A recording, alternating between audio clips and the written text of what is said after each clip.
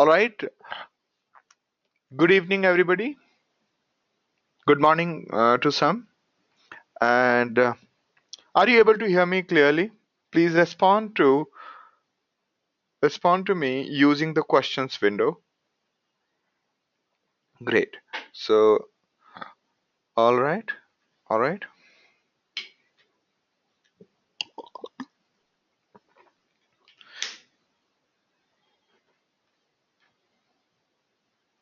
Great. Great. All right. So today we are going to discuss the first session on Apache Spark. This session is 50% about big data and 50% about Apache Spark. All right. So please feel free to introduce yourself while others are joining. There are some people, some candidate is still trying to join. Okay.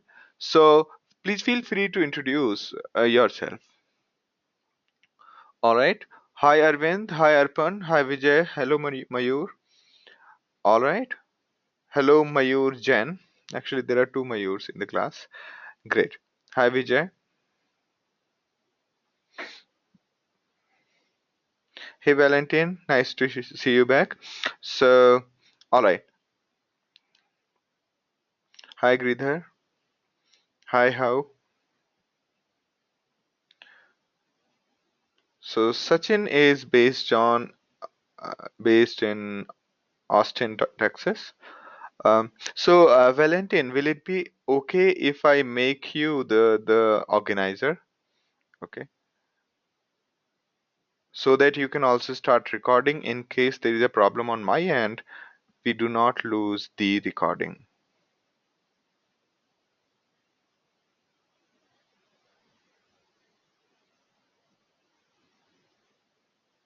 All you need to do is after I make you the organizer, you can. I'm talking to Valentin. So, well, all right. Then you have to just start recording. Okay.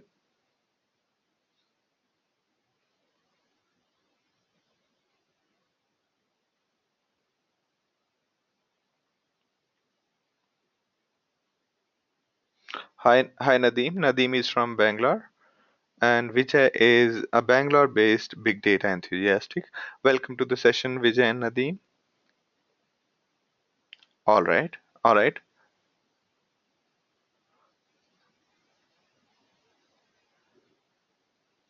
All right. We have Vijay Kulkarni switching from embedded to big data and is a free software activist. Free as in open source software activist. Brilliant. So we have a great audience today. And so let's just start for, okay, let's just start for today's discussion. All right. Do you have any questions? If you have any questions, okay, let me. So I think Valentin, you have started the video camera. All right. All right. Good. So okay, can you start recording? There'll be a record button somewhere, so you could see that.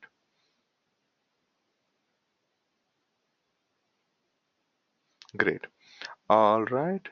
So, all right, we have great discussion.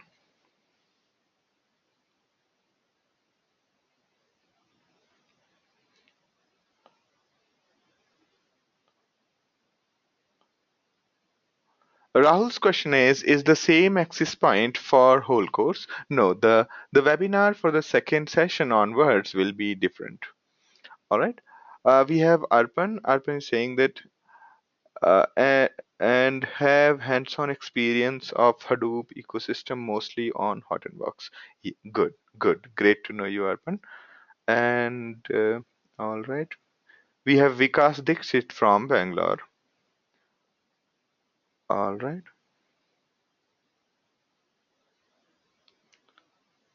All right. Arpan is planning to write O-Release certification by December ending. Great.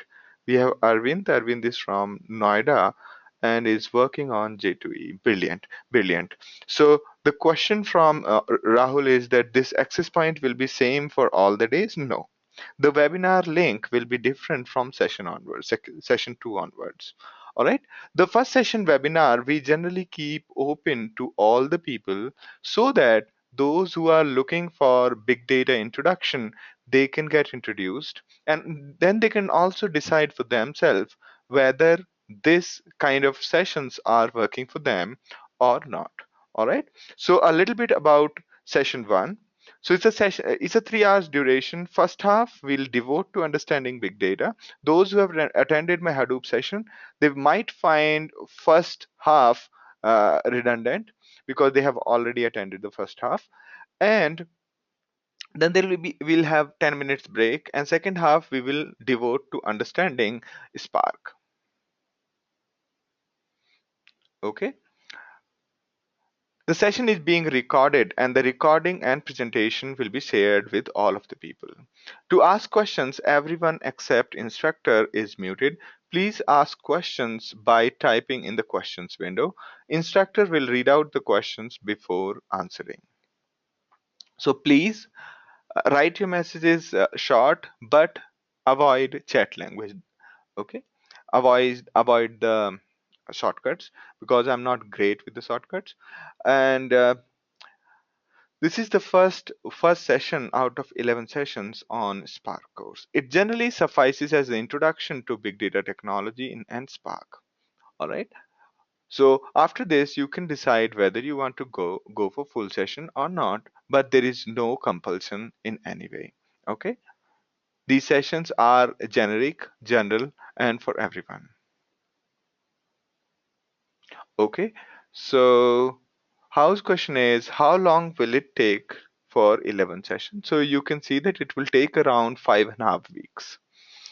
Good, brilliant. So about a brief about No Big Data, we have expert instructors, we have CloudX Lab, whereby we provide you the access to the cluster immediately. You don't need to install anything. Okay. In case you want, we will definitely help you in every possible way.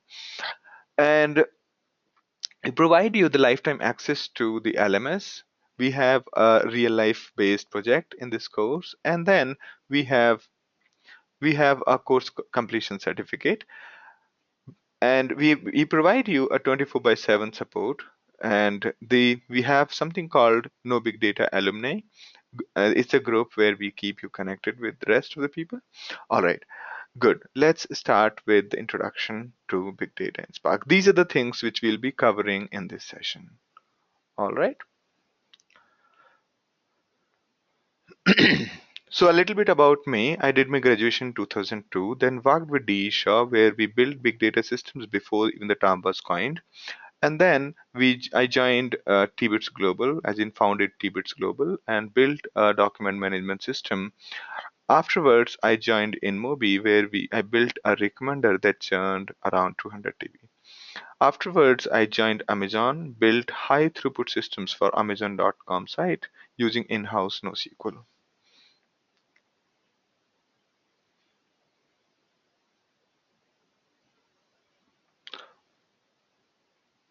All right.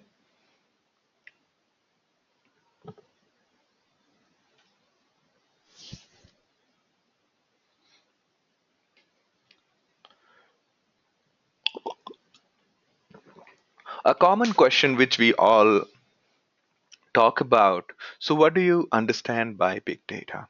That is a common question which I generally start with. So, what do you understand by big data?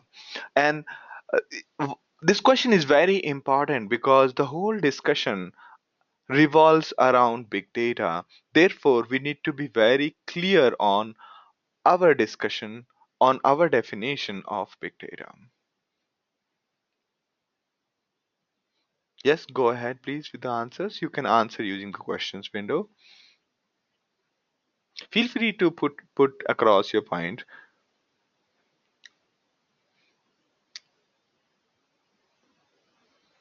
All right. Hey, Saurav. Yeah.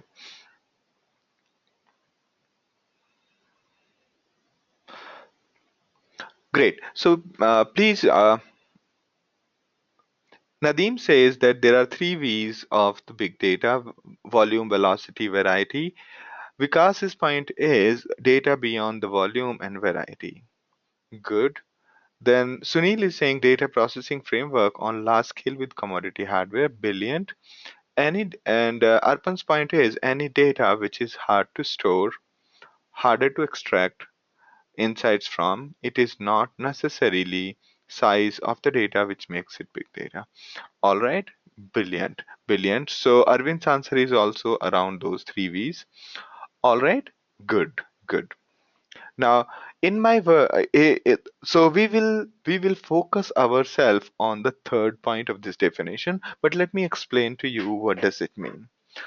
So, in very simple words, data of big size. In very simple words, it's data of big size that you cannot process using the usual tools. And when I say usual tools, it means the tools such as your normal file system, normal database, and the tools which require you to work with distributed architecture. Sorry. So, all right.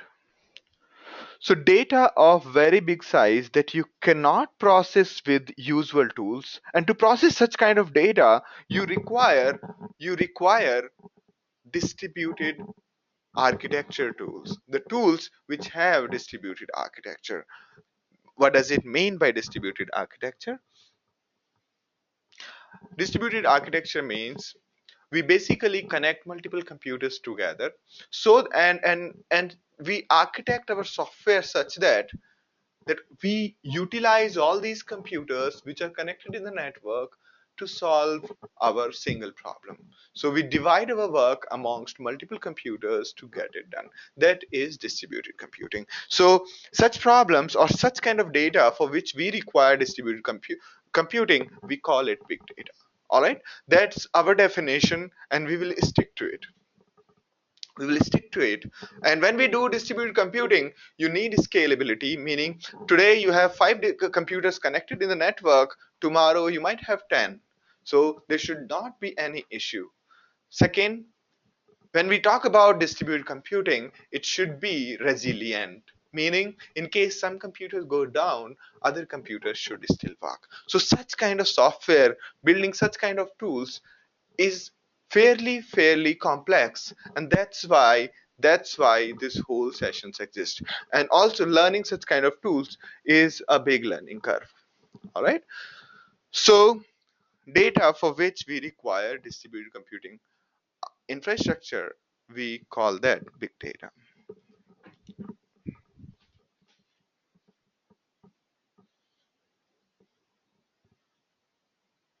Yes, that's right, Rodney. Rodney's point is big data is working with large sets of data that is not necessarily handled by current system. All right. So we will go ahead with the characteristics of big data.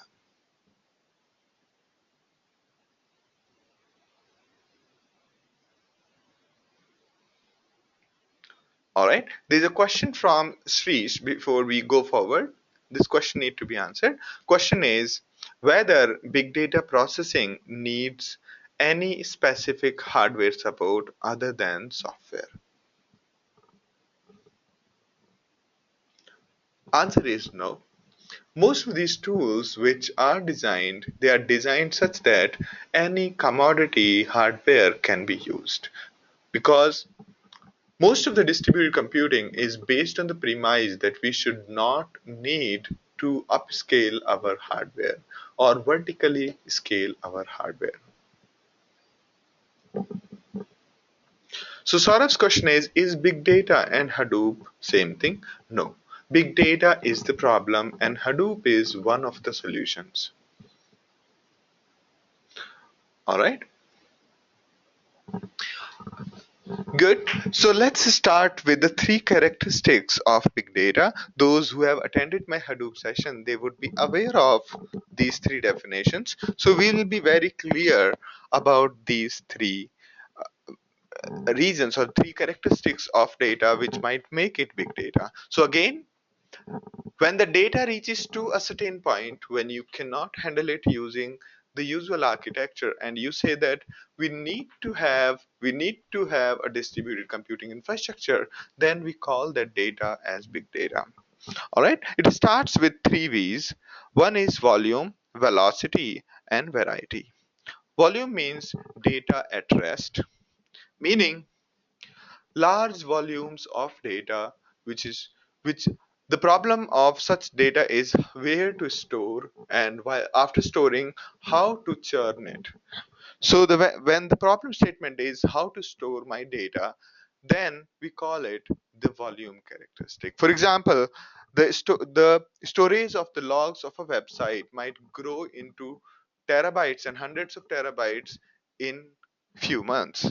And when you have hundreds of terabytes of data, how do you generally store it? That's a big problem. Therefore, volume becomes a problem, and such kind of volume cannot be handled with the usual file system. In those circumstances, we require new kind of file systems and new kind of storage systems which are heavily distributed, meaning such kind of file systems utilize hundreds of computers together to give you a great big storage.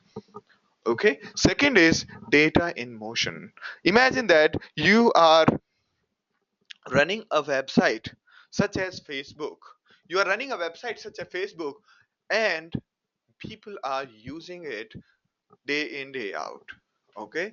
Every second there is a request that is coming from a user, either from their desktop or from their mobile.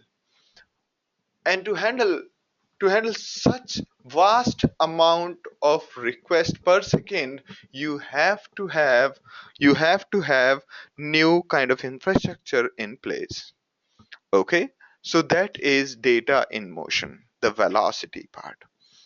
All right, so because you cannot handle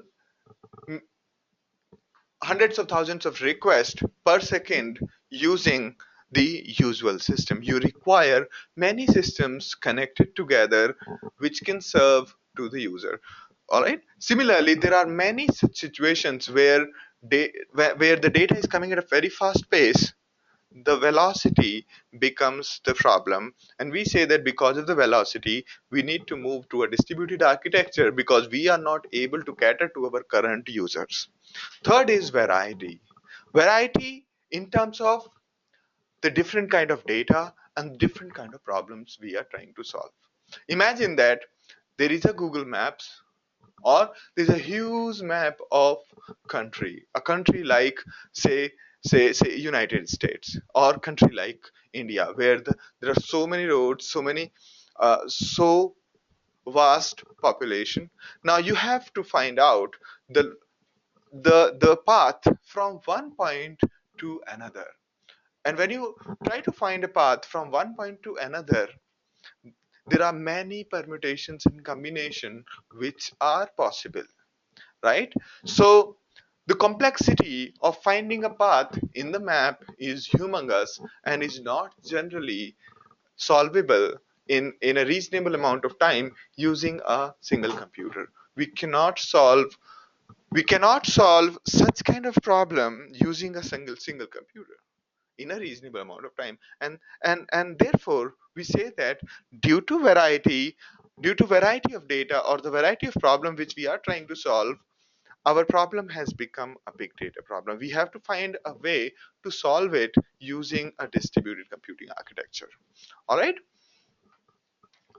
or the other example could be you are given around 10,000 cars, the models of 10,000 cars across the globe. So you're given 10,000 cars, the models of 10,000 cars, and you have to find out their relationship with each other just based on their miles per gallon, cylinders, the speed, their the say weight, their volume, their uh, how many how many gears are there, whether it's gearless. So with all these properties, imagine that you're given all cars of the world and you are supposed to plot a big tree showing the relationship between various cars. So preparing this tree is very complex in nature. It's very complex in nature and it takes humongous time. Now, to solve such kind of variety of problems, we require distributed computing. Even though there is not much of a volume, if you see, I'm talking about 10,000 cars, meaning 10,000 rows in a database, which is hardly 10 megabyte. Now, even though the data is small and data is not moving, still our problem requires multiple